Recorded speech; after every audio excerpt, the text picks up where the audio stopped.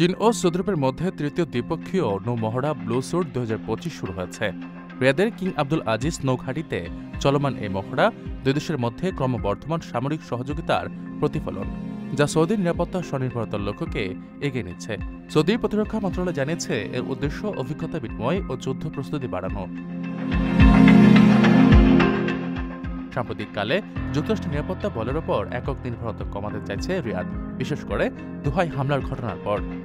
এর অংশ হিসেবে দেশটি চীনের সঙ্গে প্রতিরক্ষা সম্পর্ক গভীর করছে। পাশাপাশি ভিশন 2030-এর আওতায় সামরিক সরঞ্জামের 50% স্থানীয়ভাবে উৎপাদনের লক্ষ্য নির্ধারণ করেছে। প্রযুক্তি ও কারিগরি দক্ষতার জন্য চীনকে গুরুত্বপূর্ণ অংশীদার হিসেবে বিবেচনা করা হচ্ছে। তবে যুক্তরাষ্ট্রই সৌদির প্রধান নিরাপত্তা অংশীদার থাকছে। গত দশকে যুক্তরাষ্ট্রের কাছ থেকে $15 বিলিয়ন অস্ত্র আমদানি করেছে সৌদি, যেখানে চীন থেকে করেছে মাত্র $245 মিলিয়ন।